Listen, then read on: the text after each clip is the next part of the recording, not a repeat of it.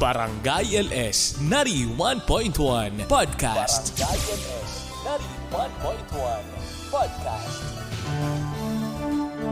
Ang drama ng buhay, ang drama ng barangay.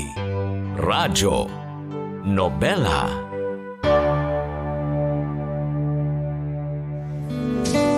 Si Mama Ganda sa Radyo Nobela.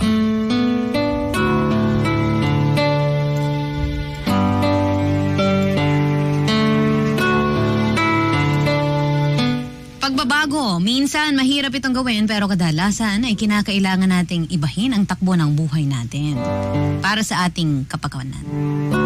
May mga pagkakataon na kailangan nating baguhin ang pamumuhay natin para sa ikabubuti ng ating sarili.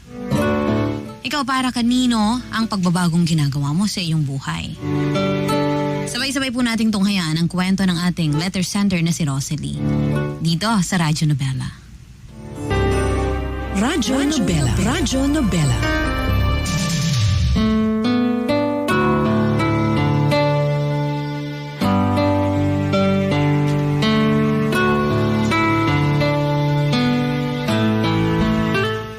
Dear Mama Ganda, magandang umaga po sa lahat ng katulad ko, araw-araw nakikinig ng Radyo Nobela. Magandang araw din po sa inyo at sa mga taong nasa likod ng inyong programa. Ako po si Rosalie, 28 years old at sales girl sa isang mobile phone store dito sa amin. Aaminin ko po sa inyo na bata pa lamang ako ay hindi na naging maganda ang trato ng kapalaran sa akin. Sa murang edad ay naranasan ko ang mapanlait na mundo. Tuwing inaalala ko nga po ang kabataan ko puro mapapait na alaala lamang ang aking naaalala o natatandaan. Hindi po kasi ako maganda. Aaminin ko na hindi ako nabigyan ng magandang hitsura. Pahaba ang mukha ko, medyo patusok ang baba at nakausli ang bunganga. Hindi ko alam kung papaano ako inilabas ng kumadrona sa mundong ito pero mukhang nahirapan yata siya sa pagpapaanak sa nanay ko dahil medyo napabigat yata ang mga kamay niya sa mukha ko. Kaya naging ganito ang hubog ng ulo ko. Maliban dito ay hindi rin po kaaya-aya ang mukha ko. Pangu ang ilong, halos dumikit na nga po ang kaliwang kilay ko sa kanan dahil sa pagiging makapal nito. Bilugan ang mga mata ko at nakausli ang aking bunganga. Maging ngipin ko ay nakausli rin po. Dahilan kung bakit minsan ay hirap akong isara ang aking bibig. Maitim din ako, Mama Ganda. Pero hindi pa doon natatapos ang pahirap sa akin ng kapalaran. Dahil nabiyayaan din ako ng maraming tigyawat na hindi lang maliliit kundi may medium at extra large pa. Dahil sa kapangitang taglay ko, ay hindi nakapagtataka kung bakit ako ang tampulan ng tukso. Hindi lang ng mga kalaro ko, kundi maging ng mga kaklase ko sa eskwelahan. Ang palayaw ko nga noon ay bisugo. Dahil sa bunganga kong nakanguso na parang isda. Bata pa lamang ako ay maaga kong nasaksihan kung gaano ka-judgmental ang mga Pilipino. Kahit malinis ang katawan mo, kung maitim ka naman ay hindi ka maganda. Sanay na po ako sa mapanghusgang mundo na ito. Ako po si Rosalie at ito ang aking kwento.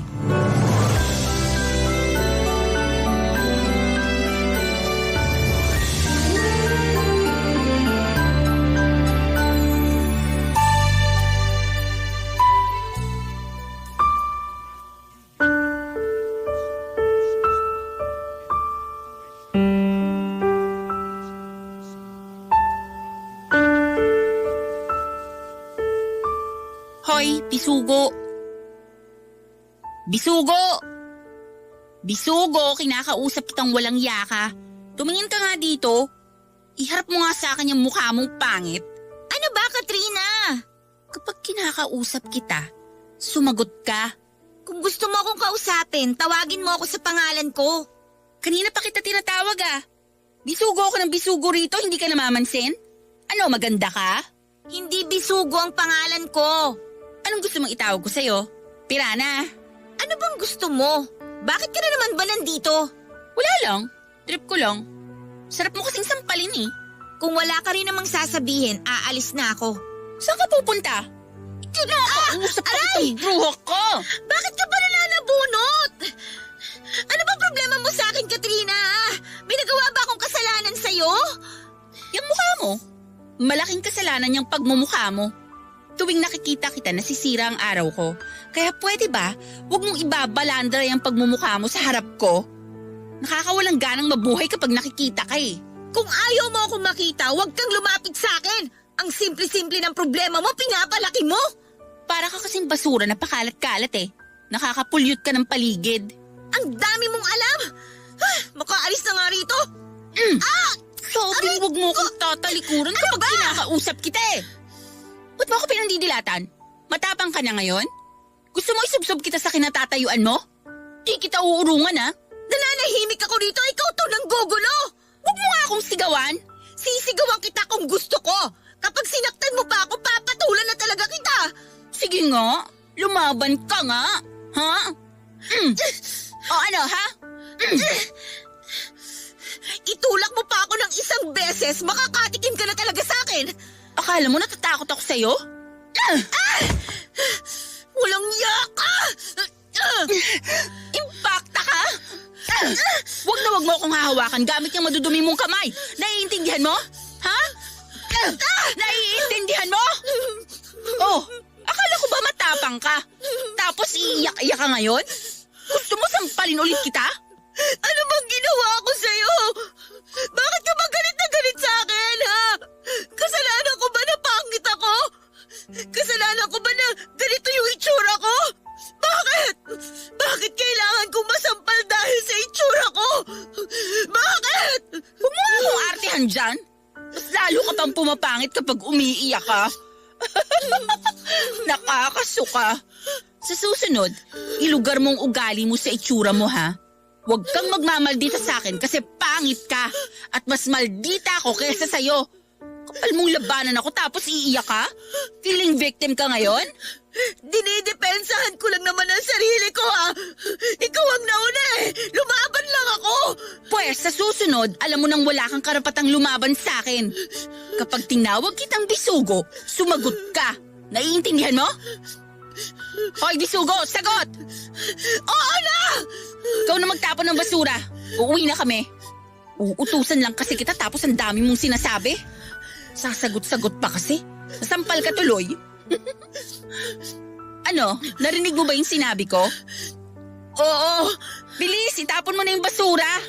Kapag nakita yan ni Sir Bukas at pinagalitan tayo, kawawa ka talaga sa akin. Hindi naman po puro masasamang bagay ang nangyari sa akin nung high school ako. Kahit paano ay may mga magagandang bagay din namang nangyari sa akin. Sa kabila ng mga sunod-sunod na pambubuli na aking natanggap noon. Isa sa mga hindi ko malilimutang parte ng high school life ko ay nang makilala ko si Jigs. Kaidaran ko lang din siya, maganda. Pero sa ibang eskwelahan siya nag-aaral. Una kaming nagkita na magkaroon ng inter-school sports competition sa lugar namin. Track and field athlete kasi ako noon at doon ko unang nakilala si Jigs na isa ring athlete mula sa ibang eskwelahan. Pareho kaming sunog ang balat dahil araw-araw kaming nasa ilalim ng tirik na araw para mag-training. Nang minsang manalo kami, sa kanya-kanya naming laro ay pareho kaming inilaban para sa regional competition. Doon na po mas lumalim ang pagkakaibigan naming dalawa. Hindi rin naman po ganoon kagwapuhan si Jigs. Pero ika nga nila, meron siyang personalidad. Bagay na nagustuhan ko sa kanya. Kahit palaging binibiro, dahil sa kanyang panlabas na anyo ay nag-uumapaw naman ang confidence niya. Hindi niya ikinahihiya kung ano siya dahil alam niya sa sarili niyang marami siyang mga bagay na kayang gawin na hindi kaya ng ibang tao. Kailanman ay hindi siya nagpaapekto sa mga bagay na ibinabato sa kanya. Matapos ang naging laban namin sa regional competition, ay nanatili kaming magkaibigan. Naging mag-textmates kami. At ng mga panahon na yon ay si Jigs na ang maituturing kong pinakauna at pinakatunay kong kaibigan sa lahat. Si Jigs po ang naging source of strength ko sa kabila ng pambubuli sa akin nila Katrina. Kahit paano, Mama Ganda. Sa kanya ay kinakaya ko ang mga araw-araw na pang-alipusta sa akin. Hindi naglaon, Mama Ganda. Niligawan po ako ni Jigs. At hindi na po ako nagpakipot. Dahil sinagot ko rin po siya agad. Barangay LS 91.1 Si Mama Ganda sa Radyo Nobela. Ang drama ng buhay, ang drama ng barangay. Radyo Nobela.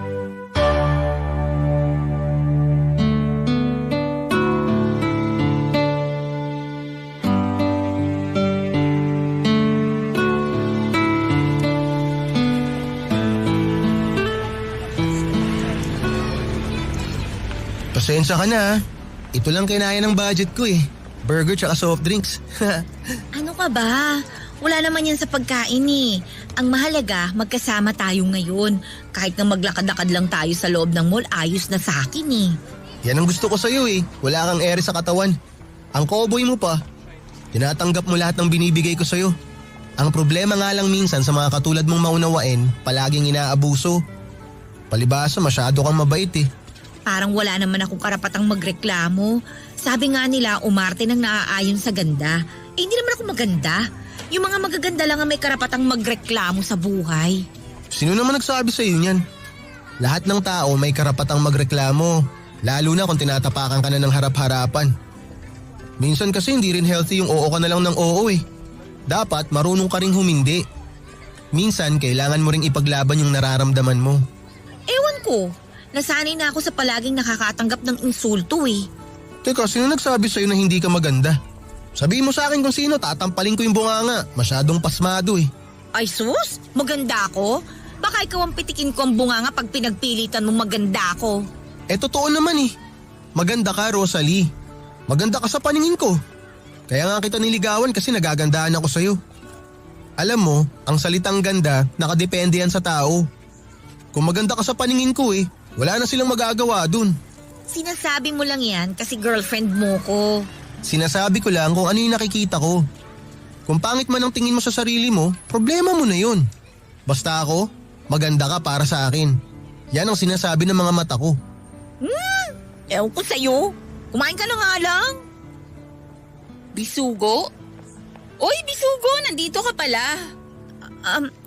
Jigs, alam mo mas maganda siguro kapag kainin na lang natin to habang naglalakad pa uwi. Halika na, tara na. Ha? Okay, sige. Ay, pero teka lang.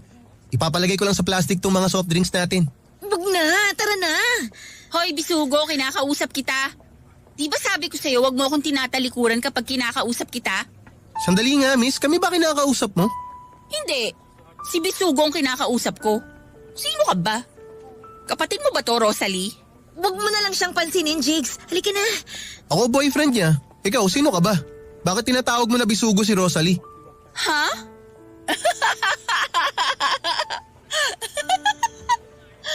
Boyfriend? May boyfriend ka? Pwede ba, Katrina? Huwag ka na naman magsimula ng away dito. Please lang. Ang sweet naman. Yung Bisugo, nakahanap ng kapareho niyang Bisugo. Alam mo, bagay kayo. Pareho kayong pangit. Jigs, tara na. Sandali lang. Alis na kayo? Di pa ako tapos magsalita. Alam nyo, hangarin naman ako sa confidence nyo. Sa labas pa talaga kayo nagdi-date? Hindi ba kayo nahihiya sa mga pagmumukha nyo? Alam nyo, dapat bago kayo lumabas, magsuot kayo ng paper bag sa ulo nyo para matakpan ang mga mukha nyo.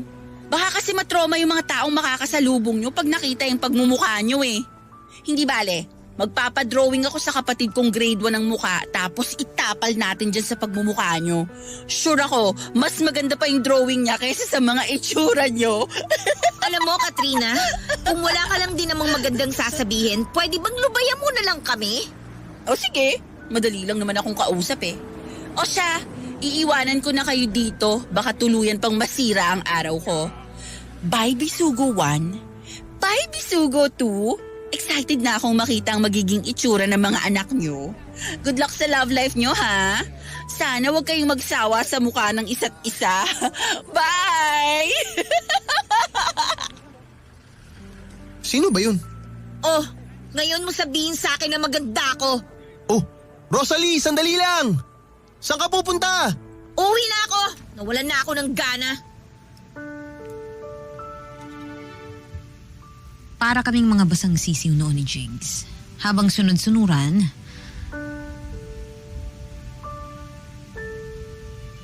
at habang sunod-sunod ang pambabara sa amin ni Katrina sa publiko. Hindi ko talaga lubos maisip kung bakit may mga taong tulad niya na nakakahanap ng kasiyahan sa pamamagitan ng panlalait ng kapwa. Naging pastime niya ata niya ang sirain ng bawat araw ko pero hanggang ngayon ay hindi ko makuha ang punto niya kung bakit ginagawa niya sa akin ang mga bagay na yon. Nang mga oras na yon, mga maganda, ay umasa akong ipaglalaban ako ni Jigs mula sa mga masasakit na salitang ibinato sa akin ni Katrina. Pero nadismaya ako nang wala siyang ginawa tungkol roon. Katulad ko ay tinanggap lang niya ang mga mapang-insultong lumalabas sa bibig ni Katrina. Nang mga oras na yon ay sobrang liit ng tingin ko sa sarili ko. At kung ano man ang rason ni Katrina kung bakit niya pinapahirapan ang buhay ko, ay tiyak na nakamit na niya ang gusto niya. Dahil hirap na ako noon sa mga pang-iinsulto niya sa aking hitsura. Nang malaman ng buong klase na mayroon akong boyfriend sa ibang school, ay para bang nakarinig sila ng isang milagro. Kung makareact sila ay para bang wala akong karapatang magkaroon ng karelasyon, magkaroon ng matinong boyfriend, at magkaroon ng masayang buhay. Para bang sobrang mali para sa kanila na makita akong maging masaya kahit isang beses man lang. Nang malaman ng lahat ang tungkol sa amin ni Jigs, ay mas lalo pa pong tumindi ang pambubuli nila sa akin. At napag-alaman nilang nagbebenta ng gulay si Jigs sa palengke, kasama ang lola niya at ginamit din nila yon para mangmaliit ng kapwa. Sa punto pong yon ay napag-isipan ko na lang na hiwalayan si Jigs para matapos na lahat dahil nadadamay po siya sa kamalasan na nangyayari sa akin. Isinakripisyo ko po ang pag-ibig naming dalawa dahil lang sa mga taong ang tanging gusto ay sirain ako. Ang pakikipaghiwalay ko kay Jigs na siguro ang isa sa mga pinaka-pinagsisisihan ko pong desisyon nung mga panahon na yon.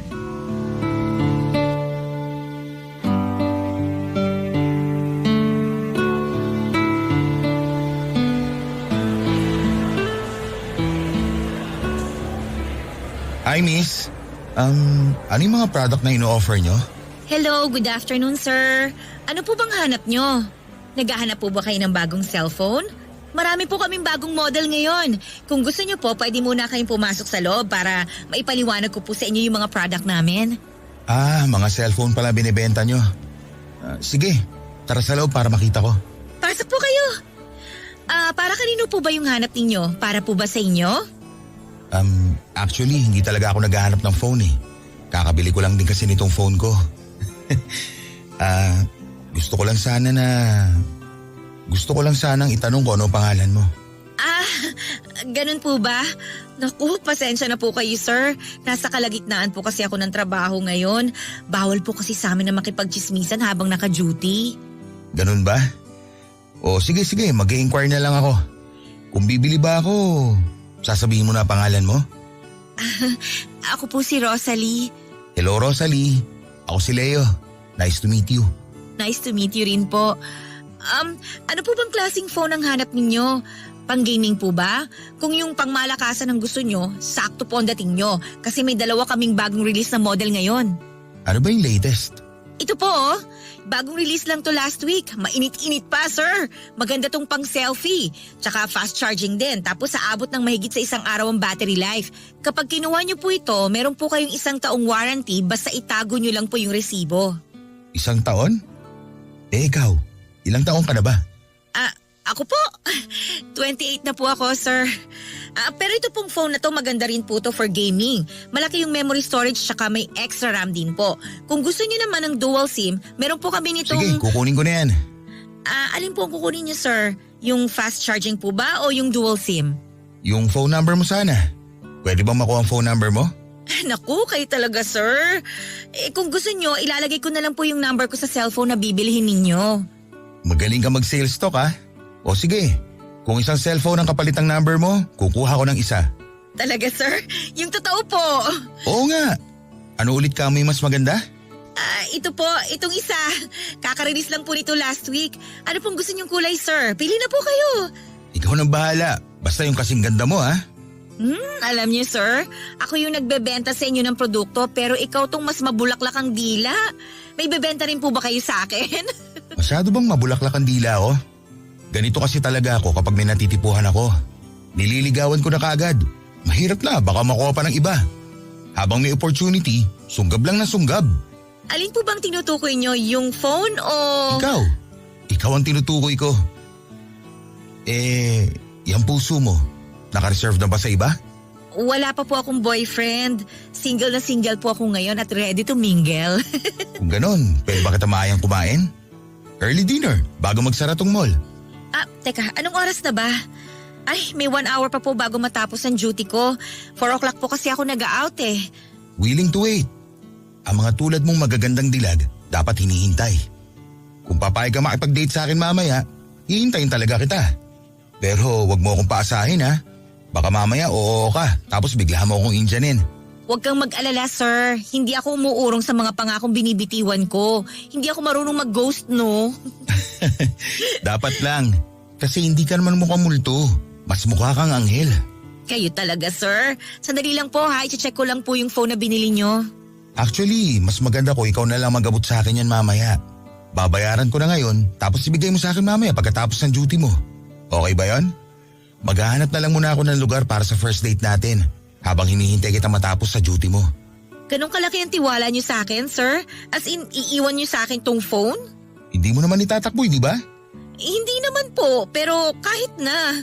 Madali lang ba talaga kayo magtiwala sa mga tao? Naku sir, lapitin kayo ng mga scammer kung ganyan ang ugali nyo. Huwag ka mag-alala. Marunong akong kumilatis ng tao. Alam ko yung mga totoo sa hindi. Ano, dinner date? Sige po sir, kayo pong bahala. Mabilis pong dumaan ang mga panahon at hindi naglaon ay nalampasan ko rin ang pinakamasamang parte ng buhay ko. Ang mga pambubuli sa akin noon, ang siyang ginamit kong motivation para pagbutihin ang pag-aaral ko sa kolehiyo.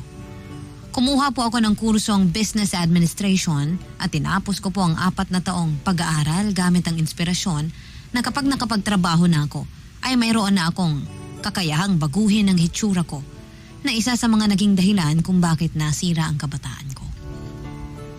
Pagka-graduate ko, ay agad akong pumasok bilang salesperson sa isang mobile company. Bawat sahod na natatanggap ko ay nagtatabi ako ng malaking halaga para sa plano kong pagpaparitoke. Araw-araw po ay isa lang ang laman ng isip ko. Yon ay ang gumanda ako kahit paano sa paningin ng ibang tao. Hindi biro ang pag-iipong ginawa ko, Mama Ganda. Bawat sentimo na kaya kong tipirin, tinipid ko. Lahat ng pwede kong pagkakitaan na lehitimo, pinatos ko. Maisakatuparan lamang ang ambisyon ko na baguhin ang aking hitsura. Sinimulan ko nga pong baguhin ang insecurities ko sa katawan sa pamamagitan ng pagpatos ng mga kung ano-anong enhancement promos ng mga bagong bukas na beauty clinics sa lugar namin. Una ko pong pinaayos ang mga ngipin ko. Isang malayong pinsan ang napag-alaman kong kumukuha ng dentistry. Agad po ako nag-volunteer para ako mapag-practice nila. Win-win situation naman. Dahil may hands-on training na siya, tapos libreng paayos naman ang aking ngipin. Sunod ko namang ipinaayos ang ilong ko nang magkaroon ako ng ex-deal sa isang kilalang beauty clinic. Kung saan ay libreng inayos ang ilong ko at kapalit nito ay gagawin nilang promotion ng before and after pictures ko na wala naman pong problema para sa akin. Basta ang mahalaga ay maipaayos ko ang aking hitsura. Nang magkaroon po ako ng sapat na ipon at pandagdag, nagpadagdag naman po ako ng dibdib at nagpatapyas ng taba. Ipinaayos ko ang cheekbones ko at mas pinaganda pa ang aking bibig. Araw-araw din po ako noong umiinom ng whitening pills at gumagamit ng whitening products. Inabot po ng taon bago ko nakamit ang hitsura na pinapangarap ko. Ang mga dating ginagawang insulto sa akin ay inayos ko at pinalitan ko ng mas maganda.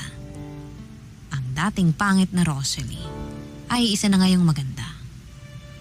Masasabi ko po ngayon ay makakamit ko na ang confidence na matagal ko nang hinahanap. At doon nga po, pumasok sa buhay ko si Leo. Isang lalaki na nagbebenta o bumibili ng mga pinagbebenta ko. Kagagaling lang noon ni Leo mula sa isang high-end na shoe store para bumili ng bagong sapatos nang mapadaan siya sa pwesto namin, kung saan ako nakatoka. Noong una hindi ko siya pinansin. Sa trabaho kasi namin, ay alam na namin kung sino-sino ang mga taong dapat i-approach at hindi kasama rito ang mga tipo ni Leo. Sila kasi yung mga tipo ng mayayamang tao na mahirap idaan sa sales talk. Minsan na hindi pa sila namamansin kaya hindi na kami nag-aaksaya pa ng oras para ayain sila sa loob ng shop namin. Pero nang makita ako ni Leo ay siya na mismo ang tumigil sa harap ko at nagtanong kung ano ang ino-offer naming produkto. Nang makuha ni Leo ang contact number ko ay mabilis siyang nagpakilala sa akin. Hindi ko naman tinanggihan ang pakikipagkaibigan niya. Sino ba naman ako upang mang-snub ng isang lalaking tulad ni Leo? May dugong Chinese ang lalaking yun at nagmula sa angka ng mga businessman.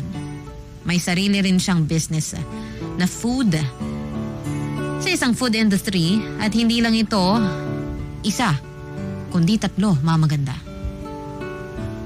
Umabot din ng mahigit 2 buwan ang palitan namin ni Leo ng chat at text messages. Sa loob ng 2 buwang yon ay ilang beses na rin kaming nag-date sa labas. At for the first time ay noon lamang ako nakaramdam kung papaano ang makatanggap ng mga papuri mula sa napakagandang tao.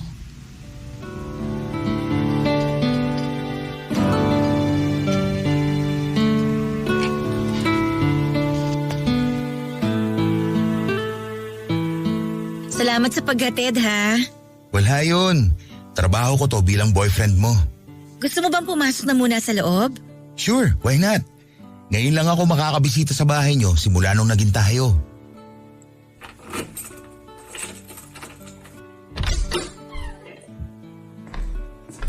Halika, pasok ka.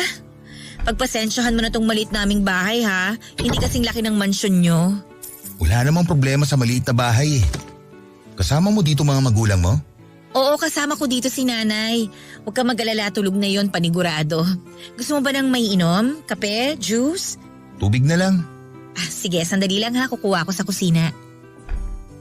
Hindi naman kayo mahilig sa pictures, no? Ang dami yung picture frames ah. Ha? Oo, mahilig dati sa camera ang tatay ko. Marami pa nga kaming photo albums na nakatago sa kwarto eh. Trabaho niya kasi mag-develop ng pictures noon bago siya mamatay. Hindi pa uso smartphones noon. Ito yung tubig mo, oh. Salamat. Wala ka na palang tatay? Pwede ko bang tanungin kung ano nangyari? Kung ayos lang sa'yo na magkwento. Naaksidente siya nung college ako.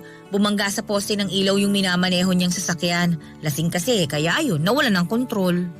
Ganun ba? Ang dami niyo pala magkakapatid. Pero kanina ko pa tinitignan tong family picture niyo. Nasaan ka rito?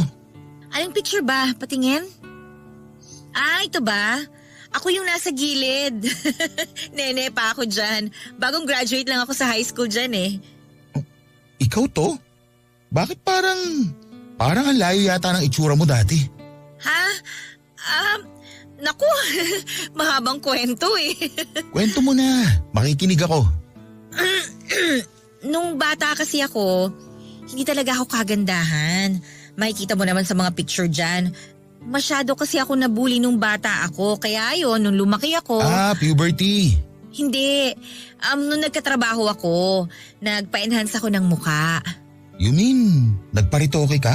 Oo, masyado na kasi akong insecure nun sa itsura ko eh. Kaya nung nagkapera ako, nagpaayos na ako ng muka. I see. Anong mga pinagawa mo? Naku, marami. Tulad nitong ilong ko, nagpatangos ako ng ilong. Tapos pinabawasan ko tong labi ko. Nagpadagdag din ako ng cheekbones. Pinaayos ko rin ng jawline ko. Tapos yung pinakahuli, pinagalaw ko tong eyelids ko.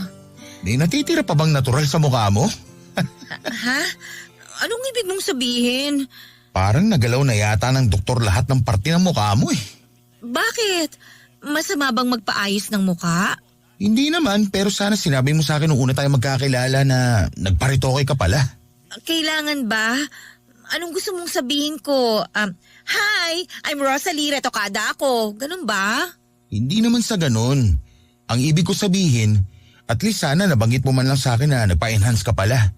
Para kasing, alam mo yun, parang niloko mo ako eh. Ha? Paano kita niloko? Kung ano ako nung una mo ako nakita, ganito na ako hanggang sa dulo. Saan banda kita niloko? Para kasing catfishing ang labas eh. Kumbaga sa online chat, nagpadala ka ng peking mukha. Ha? Anong pinagsasabi mo, Leo? May problema ba kung retokada ako? Kung ano man yung itsura ko noon, nakaraan na yon. Ito na ang itsura ko ngayon. Ganito na ang mukha ko ngayon. So bakit parang issue sa'yo na pangit ako noon? Rosalie, sorry. Hindi ko intensyon na ma-offend ka. Pero kasi… Alam mo, umuwi ka na lang muna. Gusto ko na rin magpahinga eh. Pagod ako sa trabaho. Sige. Tawagan na lang kita mamaya. Ikaw ang bahala. 1 buwan lang ang itinagal ng relasyon namin ni Leo. Siya na mismo ang nakipaghiwalay sa akin nang malaman niya ang dati kong hitsura. Sa totoo lang ay hindi siya nakipaghiwalay. Nang ghost siya, maganda. Nawala na lang siya bigla. Hindi na siya nagre-reply sa mga text messages ko at hindi na rin siya interesadong sagutin ang mga calls ko. Nakakalungkot lang dahil totoo ko siyang minahal. Ang hindi ko alam ay ang pisikal na anyo ko lang pala ang habol niya. Kung kailan unti-unti nang nabubuo ang self-confidence ko ay saka naman ito binasag ni Leo. Isang panibagong insecurity tuloy ang nabuo simula nang iwan niya ako at ito ay ang pagiging praning ko na baka malaman ng mga tao sa paligid ko na retokada lang ako. Kung dati-dati ay minamata ako ng mga tao dahil sa kapangitang taglay ko, ngayon ay minamata ulit nila ako dahil sa bagong mukha na meron ako. Hindi ko po alam, maganda, kung bakit napakahirap i-please ng mga tao. Pinalitan ko na ang lahat ng pangit kong pictures. At pinalitan ko rin ang bawat parte ng katawan ko. Pinaayos ko ang mga mali. Pero bakit? Kahit halos magbago ng hitsura ko ay patuloy pa rin ang pang-insulto sa akin ng mga tao. Mas masahol pa ngayon dahil bukod sa personal na pambubuli ay nakakatanggap din ako ng cyberbullying mula sa mga taong hindi ko naman kilala pero wagas kong makakomment sa buhay ko. Kung noon ay bisugo ang tawag sa akin, ngayon naman ay salamat Doc ang tawag sa akin ng mga tao. Hindi ko na po noon alam kung saan ko ilalagay ang sarili ko. May nasasabi sila noon dahil pangit ako pero ngayong maganda na ako may masasabi pa rin sila. Para makaiwas sa mga bashers ay pansamantala ko munang pinatahimik ang aking social media. Aaminin ko na medyo natagalan bago ako nakapag-move on kay Leo. Dahil totoo ang pag-ibig na ibinigay ko sa kanya. Pero siya naman ay nakatuon lamang sa panlabas na anyo ko. Kaya naman ang huli kong makita si Jigs, ang unang lalaki nagpatibok ng aking puso ay para akong nanumbalik sa pinakang masayang parte ng aking buhay. Kung saan pinaalala nito na kahit ganoon ang hitsura ko, maganda ako sa kanyang paningin.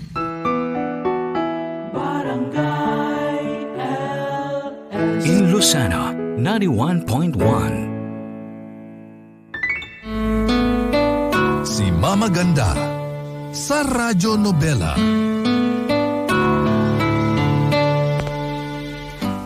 Sobrang laki po ng pinagbago ni Jig simula noong huli ko siyang makita.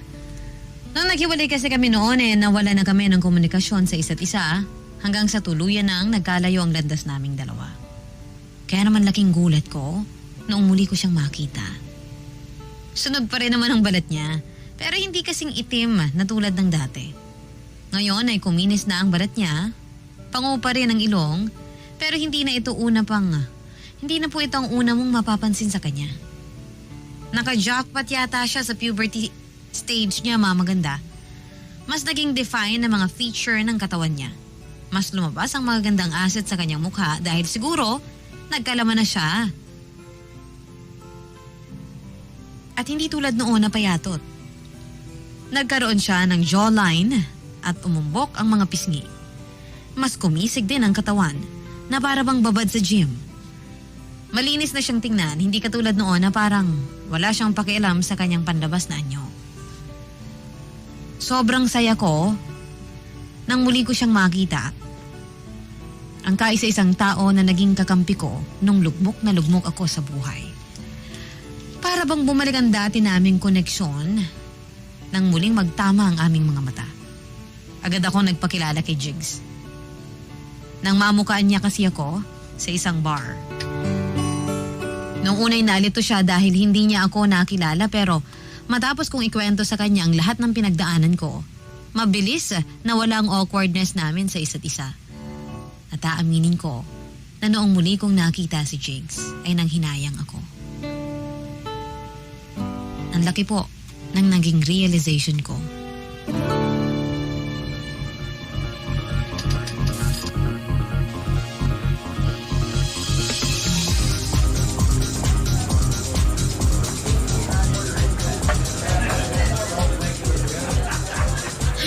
Makapunta nga muna sa CR sandali. Saan ba dito yung CR? Shucks, grabe. Lasing na yata ako.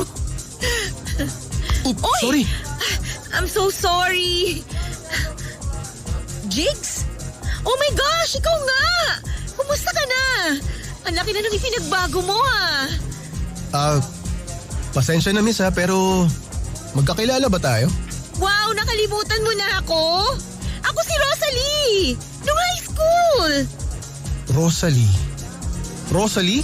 Yung ex ko? Ako nga! Wow! Pero, ikaw ba talaga yan? Ibang-iba na itsura mo Oo nga pala. Wait lang, magpapakilala ulit ako sa'yo ha? Hi! Ako si Rosalie at retokada na ako! Talaga? Nagparitoke ka ng muka? Bakit? Oo! Buong mukha! Tinatanong mo kung bakit? Ewan ko kasi nga, pangit ako nun, di ba? Hindi ko sure. Ang laki na nga ng ipinagbago mo. Di nga kita namukaan Pasensya ka na Gulat ka, no? Ano, maganda ba naging transformation ko? Dati ka pa naman maganda. Pero aaminin ko, yung ganda mo ngayon, gandang pang-artista na. Ano palang ginagawa mo dito? Sino kasama mo? Kasama ko mga kaibigan ko. Day off ko kasi bukas, kaya nag-aya na ako na maglasing kahit ngayon lang. Broken hearted kasi ako Ganun ba? Mukhang naparami ka na yata ng inom Hindi naman. Tipsy lang. Ikaw, kumusta ka na? Ikaw rin nagbago na itsura mo Ang pogi mo na ngayon. Tingnan mo nga yung muscles mo Pumuputok Natuto na rin ako magayos kahit papano. Medyo na-addict nga ako sa gym nito mga nakaraang buwan kaya eto yung naging resulta. Medyo umalsa. Grabe, no? Natatandaan mo pa nung palagi tayong inaasar dati dahil sa itsura natin. Ngayon, pareho na tayong may itsura. Hindi na nila tayo lalait-laitin. Oo nga. Hindi ko makakalimutan yung panahong nakakatanggap pa tayo ng mga panlalait.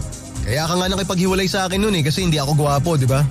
Tandang-tanda ko pa yung sinabi mo sa akin na mas lalo ka nabubuli dahil ako yung boyfriend mo. Sino ba naman kasi ang hindi pagtatawanan? Dalawang pangit na pinagtagpo ng tadhana, di ba? Naalala mo pa ba yun? Sorry sa mga nasabi ko noon ha. Hindi ko naman talaga gusto saktan ka eh. Hindi ko na talaga kasi kaya yung mga pangaasar nila sa akin noon. Kaya naisip ko na hiwalayan na lang kita. Ano ka ba? Hayaan mo na yun. Past is past. Tsaka pareho naman tayo naka-move on na eh. Di ba? Eh paano kung ibalik natin yung dati? Anong ibalik yung dati? Tinatanong pa ba yan? Teka nga, sandali. Sandali lang. Bakit mo ako hinalikan? I'm sorry. Hindi ko sinasadya. Akala ko kasi... Rosalie, may girlfriend na ako. Heto nga oh. May singsing na ako. Tingnan mo tong daliri ko. Engaged na ako sa girlfriend ko. Kaya hindi na natin pwedeng ibalik yung dati na sinasabi mo. Oh my gosh. I'm so sorry. Sorry talaga ha. Hindi ko naman alam eh. Sorry. Nadala lang kasi ako. Hala, nakakahiya. Pasensya na. Lasing na ako. Okay lang. Naiintindihan naman kita eh. Nandito ba yung girlfriend mo? Wala, hindi ko siya kasama ngayon. Kasama ko yung mga kaibigan ko. May pa-bachelor party sila para sa akin. Next week na kasi yung kasal namin ng girlfriend ko eh. Okay. Congratulations sa inyong dalawa ha. Sorry talaga sa ginawa ko. Kalimutan mo na lang yung nangyari, please. Walang problema. O paano? Maiwan na kita ha. Nahanap na yata ako ng mga kasama ko eh. Sige, enjoy! Congratulations ulit! Maraming salamat. Enjoy ka rin ha. Mag-ingat ka palagi, Rosalie. Sige. Bye! Ay, ang tanga-tanga mo talaga, Rosalie!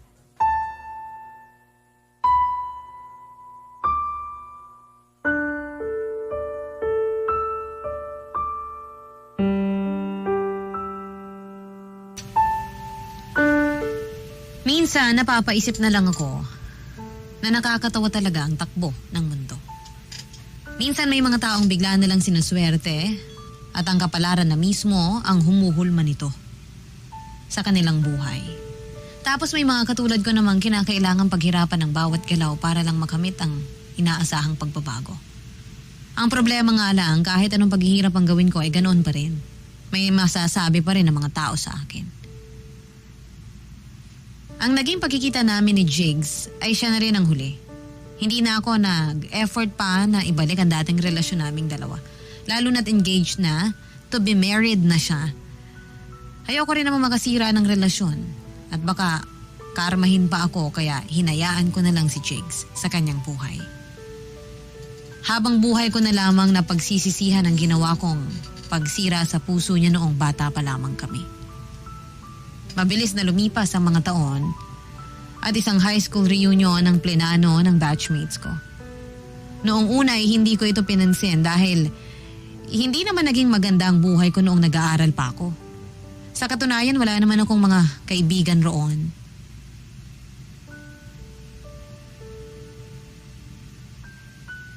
Tuluyan ko na silang inalis. Lahat sa buhay ko. Nang makapagtapos ako. Ngayon, heto at sunod-sunuran sa luho ng pagpapaganda ang ginagawa ko. Sunod-sunod din po ang pag-contact nila sa akin para bang hindi sila naging kontrabida sa buhay ko noon. Wala talaga akong planong umattend sa nasabing high school reunion. Bukod sa galit pa ako sa mga kaklase ko noon may bitbit akong takot na baka kutyain ulit nila ako ngayon dahil naman sa pagpaparitoke ko. Sapagat nasa akin ang mga bashers online at ayoko nang madagdagan pa ang bigat ng dibdib ko kaya minabuti kong huwag na lamang magpunta sa reunion.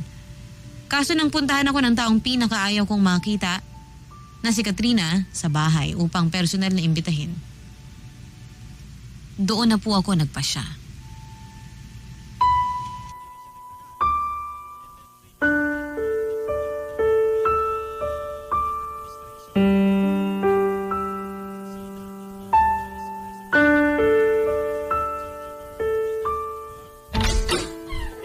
Nay, nandito na po ako. May natanggap akong notice ng deal sa kuryente Akala ko ba nakabayad na kayo? Katrina? Anong ginagawa mo dito? Hi! Lumabas si mama mo, may bibilin daw. Pinapasok na niya ako, sabi antayin na lang daw kita rito. Ba't ka nga nandito? Mini-message ka kasi namin sa Facebook, hindi mo naman binabasa yung mga messages namin. Kaya nagdesisyon akong kitain na lang kita ng personal. Gusto sana kitang kausapin tungkol sa plano ng batch natin na high school reunion. Hindi ako pupunta doon. Hindi ako interesado sa reunion na sinasabi mo. Kaya nga hindi ako nagre-reply, di ba? Sana doon pa lang na gets nyo na wala akong planong umattend sa reunion ninyo. Pero bakit? Ito na lang ang pagkakataon natin para mag-get together ng magkakaklase. Tapos hindi ka pa pupunta? May amnesia ka, te? Nalimutan mo na ba yung mga ginawa ninyo sa akin nung high school? Ako kasi ramdam ko pa hanggang ngayon yung sampal mo sa pisngi ko nun Rosalie, matagal na yon. Bata pa tayo noon. Hindi pa ako mature mag-isip noon. Kung nasaktan man kita, I'm sorry. Humihingi ako ng tawad sa'yo sa lahat ng ginawa ko. Sa lahat ng mga nasabi ko. Sa lahat ng pagpapahiyang ginawa ko sa'yo noon. I'm sorry. Ganun lang? Sorry lang kasi isip bata ka pa noon? Hindi mo ba alam kung gaanong trauma yung inabot ko dahil sa'yo? Alam mo ba na ni isang beses ayokong balikan yung nakaraan ko kasi lahat ng yon, lahat ng mga alaalang yon, puro pasakit lang ang ibinigay sa akin. Minsan nga, binangungot pa ako Alam mo kung sinong nasa panaginip ko? Ikaw! Sobrang laki na naging impluwensya mo sa buhay ko na imbis na mag-ipon ako para sa nanay ko, para sa future ko, inuna ko ang insecurities ko sa katawan ko para lang mapaganda ang sarili ko. Sa kagustuhan ko makalimutan ang lahat-lahat ng ginawa niyo sa akin, pati mukha ko, pinalitan ko. Kulang na nga lang pati pangalan ko, palitan ko na rin Ganon kalaki yung butas ng ginawa mo sa buhay ko, Katrina. Tapos ngayon, nandito ka na para bang walang nangyari sa atin? Gusto mo sumali ako sa lecheng reunion ninyo? Ha, para ano? Para balikan ko ulit yung masasakit na alaalang nangyari sa akin? Hindi na! Natuto na ako! Alam kong masakit para sa'yo ang mga nangyari. Hindi ko alam na ganito pala kagrabe ang nagawa kong kasalanan sa'yo. Hindi ko alam na ganito pala ang naging impact ng pambubuli ko sa'yo noon. Sana mapatawad mo ako, Rosalie. Pinagsisisihan ko na lahat ng ginawa ko sa'yo. Sa totoo lang, kinakarma na nga ako sa mga ginawa ko noon Kung kailan pilit na akong nagbabago, saka naman ako binalikan ng karma. Mabuti nga sa'yo para matauhan ka. May cancer ako. Stage 3. Sa bituka. Sorry, hindi ko alam. Kaya naisipan ng batchmates natin na mag-reunion. Kasi baka hindi ko na maabutan yung iba pang reunion ng klase natin. May taning na ang buhay ko, Rosalie. Ito na siguro ang karma ko sa lahat ng mga kasalanang nagawa ko noon. Kaya maniwala ka sa akin na pinagsisisihan ko na lahat ng ginawa ko sa'yo. Lahat ng pangiinsulto, pananakit, ang pagsira ko ng high school life mo. Pinagsisisihan ko na lahat ng yon. Sana mapatawad mo ko. Totoo ba? Kung totoong may sakit ka, bakit wala ka sa ospital? Hindi ba dapat nagpapakimo ka? Ilang taon na rin ako nagpapakimotherapy. Wala namang nangyayari Nagsusunog lang ako ng pera. 3 months na akong tumigil sa pagpapagamot. Niyakap ko na lang yung kapalaran ko. Kako, enjoy ko na lang tong nalalabing araw ko sa mundo. Kesa nakahiga sa ospital. Mas mabuti na habang kaya ko pa gumawa na ako ng memories kasama ang mga taong maiiwan ko. At saka, gusto ko rin humingi ng tawad sa mga taong naagrabyado ko. Ay. Pero alam mo, mukhang maganda nga yung naging desisyon ko. Tignan mo, mas lumakas pa ako simula nung lumabas ako sa ospital. Although sabi ng doktor, baka anytime pwede akong malagutan ng hininga kasi tumigil na ako sa pagpapagamot. Rosalie, kaya mo ba akong mapatawad sa mga naging kasalanan ko sa'yo? Hindi ko alam. Hindi ko talaga alam. Sobrang laki ng pagkasuklam ko sa'yo. Alam mo, bato na tong puso ko pagdating sa'yo eh. Sorry pero hindi ko pa talaga kaya. Hindi pa kita kayang patawarin. Okay lang. Basta ang mahalaga, nakapag-sorry na ako sa'yo. Hindi pa siguro ngayon pero umaasa akong sana sa hinaharap mapatawad mo na ako. Kung ayaw mo talagang sumama sa reunion natin, hindi na kita pipilitin. Pero gusto ko lang na malaman mo to, Rosalie. Maganda ka. Maganda ka ngayon. At maganda ka rin noon. Alam kong hindi lang ako ang taong nagsabi niyan sa'yo pero tama ang sinasabi nila na hindi lang sa panlabas na itsura na aayon ng salitang ganda. Corny man pakinggan pero ang kagandahan ng isang tao nanggagaling talaga sa loob at hindi sa labas. Tandaan mo, ipinanganak ka para mabuhay, hindi para gawing masaya ang buhay ng ibang tao. Kung ano man ang opinyon nila sa'yo, hayaan mo sila. Basta ang mahalaga masaya ka.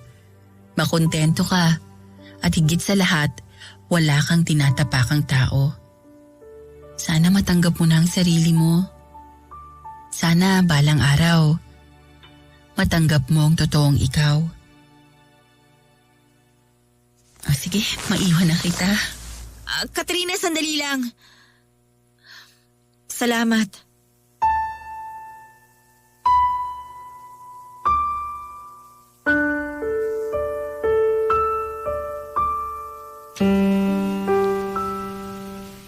Sino ang mag-aakalang ang bully ko noong high school? Na naging dahilan kung bakit hirap ako ngayong makabuo ng self-confidence ay siya rin pala ang taong magbabalik ng confidence na ito. Sa naging pag-uusap namin ni Katrina, ay doon ko napagtanto na wala sa nakaraan ko ang mali, kundi nasa akin mismo. Hindi kasi ako masyadong bilib sa sarili ko kaya nahirapan akong humugot ng confidence na matagal ko nang hinahanap. Dahil sa mga sinabi sa akin ni Katrina, natutunan kong baguhin ang mindset ko sa buhay. Kinaya niyang magbago, kaya paniguradong kaya ko ring magbago. Sa totoo lang, wala na dapat akong baguhin sa buhay ko kundi ang kailangan ko lang ay ipakita kung ano ang totoong ako.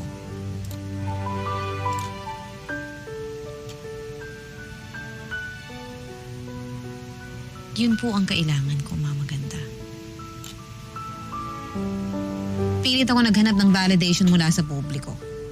Palagi kong pinoproblema kung ano ang magiging hitsura ko, kung ano ang magiging tingin sa akin ng mga tao.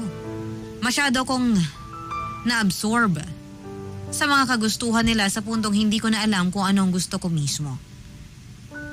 Sinubukan kong magpakatotoo. Binaliwala ko ang sinisigaw ng lipunan. Hindi ko na binibilang kung ilang tao ang nagla-like sa mga Facebook post ko.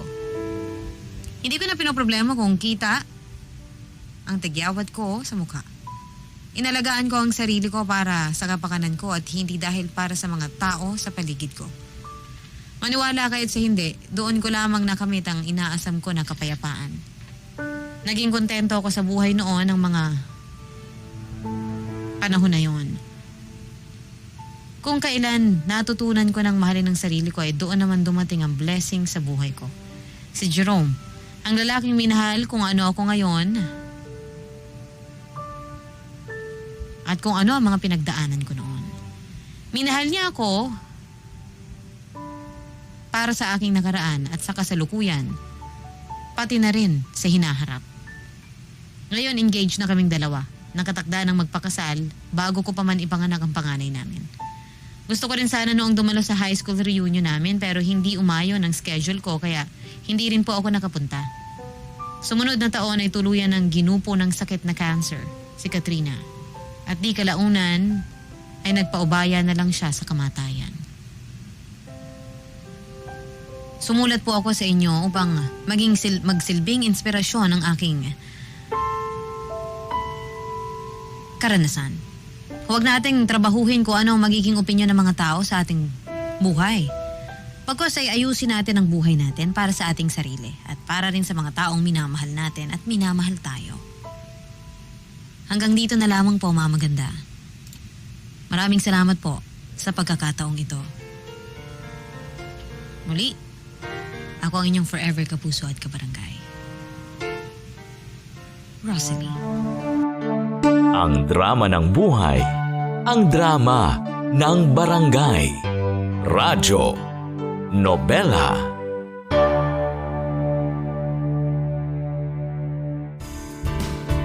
Hello mga kabarangay! Nagustuhan mo ba ang itinampok na kwento natin ngayon? Huwag kakalimutan na i-follow ang Barangay LS Nari 1.1 Podcast at ang iba pa naming social media accounts. Huwag din kakalimutan ang pakikinig sa Barangay LS Nari 1.1 Forever!